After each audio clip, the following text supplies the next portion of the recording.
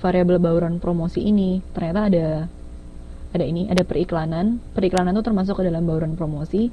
Ada penjualan tatap muka.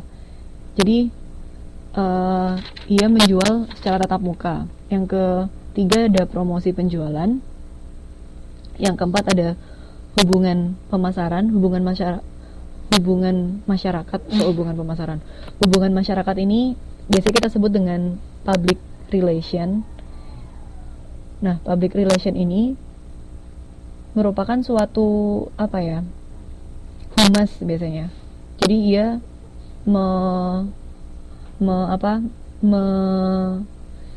menyampaikan promosi ke masyarakat. Jadi humas. Ada juga publisitas. Publisitas ini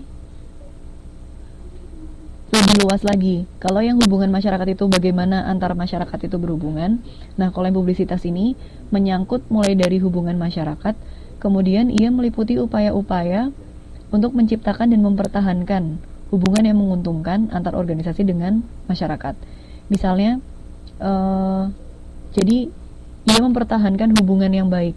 Kalau yang setelah barang itu dijual ke konsumen atau barang itu ada serikat buruh atau juga penyalur, nah disitulah ia bekerja publisitas. Jadi ia mempertahankan bagaimana antara lembaga-lembaga itu, antara masyarakat satu dengan yang lain itu bisa tetap menguntungkan atau bisa tetap terjalin hubungannya dengan baik. Selanjutnya adalah pemasaran langsung atau biasanya kita sebut dengan direct marketing. Jadi ia langsung memasarkan dari produsen ke konsumen. Seperti itu. Nah, direct marketing itu bisa memanfaatkan alat-alat komunikasi, misalnya bisa melalui surat, bisa melalui telepon, bisa melalui fax atau email. Jadi ia bisa telepon langsung menawarkan suatu produk, atau bisa juga dia langsung datang ke orang dan menawarkan ke konsumen. Nah, itu bisa dimasuk ke dalam pemasaran langsung atau direct marketing. Kemudian ada event dan pengalaman. Event atau pengalaman ini biasanya kalau misalkan kita ada promosi, contohnya rokok gitu ya, iklan rokok.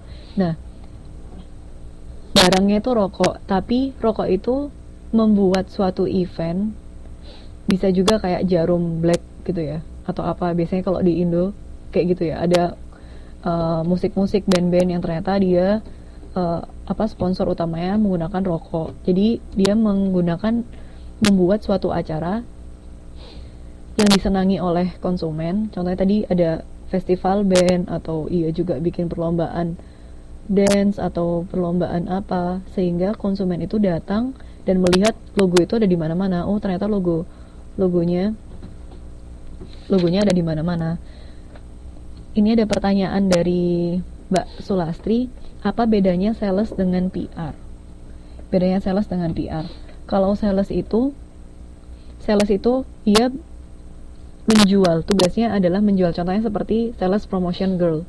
Jadi ia bertugas menjualkan dari barang itu dijual ke konsumen, langsung dijual. Nah, sedangkan kalau humas ini ia berkaitannya dengan banyak orang. Jadi kegiatan humas ini membangun dan mempertahankan citra. Kalau yang SPG ini tugasnya itu hanya menjual saja, dan biasanya kalau sales itu ada yang SPG, ia hanya menjualkan satu hari. Ketika ada, saya butuh SPG nih untuk satu hari event, itu aja. Jadi setelah satu hari dia tugasnya selesai, ya sudah selesai, tidak ada keterikatan jangka panjang dengan perusahaannya. Tapi beda dengan PR atau public relation. Nah, ia tuh terikat dengan perusahaan dalam jangka panjang, karena tugasnya PR ini adalah menjaga citra perusahaan itu sebaik mungkin. Jadi kalau SPG itu setelah satu hari selesai bekerja, dia bisa tidak usah berhubungan dengan perusahaan. Tapi dengan public relation ini ia lebih lama jangkanya. Ia akan mempertahankan citra dari perusahaan. Ia berinteraksi dengan pelanggan, berinteraksi dengan calon pelanggan, berinteraksi dengan karyawan, serikat pekerja, dan pemerintah. Nah, lebih panjang lagi. Kalau yang SPG itu hanya dari tugasnya menjual saja, setelah menjual dia selesai. Kalau memang eventnya itu hanya 1 hari yang membutuhkan SPG misalnya, sales itu. Nah, setelah acara 1 hari itu selesai, ya sudah, tugasnya itu selesai. Tapi kalau PR itu beda, lebih panjang lagi tanggung jawabnya, dan menjaga citra perusahaannya itu di mata konsumennya, supaya citra perusahaan itu tetap baik. Di mata serikat pekerja, citra perusahaan itu juga semakin baik, sehingga tidak ada, biasanya kan ada demo-demo perusahaan ya. Kalau perusahaannya sudah besar, terus karyawannya sudah banyak, tiba-tiba ada demo-demo gitu yang mengatakan tidak sesuai dengan kebijakan yang dianut oleh perusahaan. Nah, PR itu gunanya itu, dia mulai berbicara yang nggak sesuainya sebelah mana, yang ini, dan akhirnya bisa ditemukan titik temu, atau dari permasalahan itu ada solusinya. Seperti itu. Nah, ini ada promosi sebagai substrategi dalam pemasaran. Ini ada strategi pemasaran. Kita ada 4P. Ini ada produk. Kita belajar kemarin ada 4P ya, product, price, ini place, and promotion. Nah, bauran promosi inilah 6 tadi, ada bauran promosi, ada 6 tadi, dan ke pasar, karena menginginkan sasarannya itu adalah pasar, menginginkan pasar itu menerima promosi dan akhirnya tertarik untuk membeli barang yang dipasarkan, seperti itu. Nah, ini ada yang periklanan. Ini adalah penjelasan lebih lanjutnya. Cuma sebenarnya teman-teman hampir sama seperti yang saya jelaskan tadi. Periklanan merupakan bentuk presentasi dan promosi non-pribadi tentang ide. Jadi periklanan itu bisa mengiklankan ya. Namanya periklanan berarti kan tugasnya adalah membuat konsumen tertarik untuk membeli. Nah, itu bisa diiklankan melalui media macam-macam. Ada media massa, ada media cetak. Nah, keputusan penting dalam kegiatan periklanan itu ada 2, yaitu menentukan iklan yang harus disampaikan kepada pasar sasaran. Jadi ditentukan iklan seperti apa yang disampaikan. Siapa pasar sasaran kita? Kalau itu produknya produk susu, ternyata produknya itu dipasarkan untuk bayi gitu misalnya, berarti kan pasar sasaran yang melihat iklan itu adalah ibu yang memiliki bayi. Jadi seperti apa iklan yang sesuai dengan ibu yang memiliki bayi, sehingga ibu itu bisa tertarik untuk membeli susu untuk bayinya. Kemudian yang kedua adalah memilih media yang paling sesuai untuk menjangkau pasar sasaran tersebut. Nah, media apa yang sesuai? Kalau ibu-ibu itu ternyata lebih suka membaca buku gitu misalnya, buku-buku bagaimana merawat, ada kan biasanya buku-buku perkembangan tentang anak atau seperti apa. Nah, ternyata perusahaan susu ini akan bekerja sama dengan pembuat buku itu, atau meminta izin kepada pembuat buku-buku tentang perkembangan itu, bagaimana kalau iklan tentang susu ini saya tampilkan di mana? Di buku-bukunya.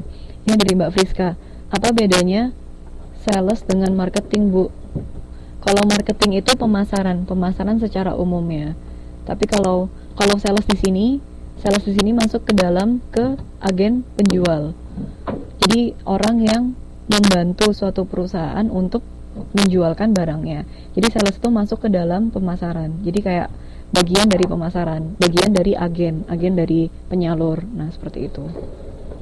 Bagaimana Mbak Friska dan Mbak Sulastri untuk jawaban dari pertanyaannya?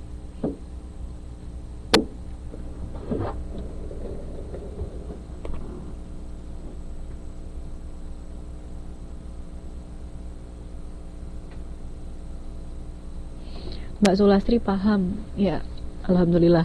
Kita lanjut ya. Ada penjualan tatap muka. Kalau periklanan itu dia ditaruh di media-media tertentu, nah kalau penjualan tatap muka ini ia berinteraksi secara langsung.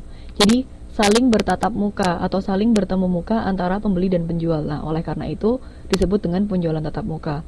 Nah, penjualan tatap muka itu bisa dilakukan di mana saja, bisa dilakukan di tempat penjualnya, bisa di toko atau di tempat lain. Contohnya, misalkan kita sebagai seorang penjual roti tadi ya, penjual roti, dan kita bertatap muka dengan tetangga kita di sini yang akan menjadi pembeli. Nah, kita mulai menjualkan, mau nggak beli roti saya? Nah, itu penjualan tatap muka.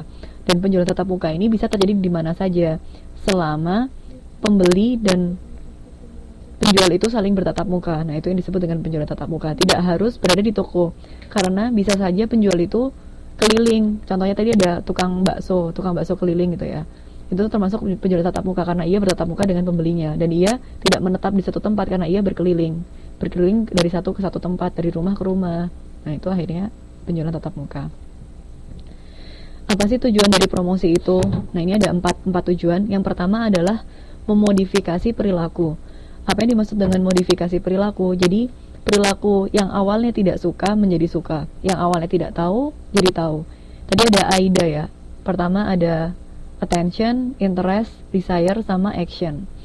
Dari awalnya ia tidak suka, tidak tahu. Attention dari yang pertamanya dia apa sih itu, jadi akhirnya jadi tahu karena adanya promosi. Kemudian nih memberitahu dari awalnya tidak tahu, ia menjadi tahu. Kemudian membujuk ini karena tujuan dari promosi adalah persuasif semaksimal mungkin.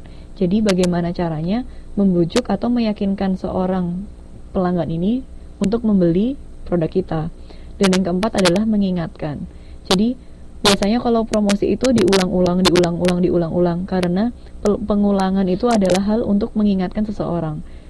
Jadi diulang-ulang lagi, barang ini tuh bagus, jangan lupa beli barang kita. Kita ada diskon tanggal 20 Oktober misalnya.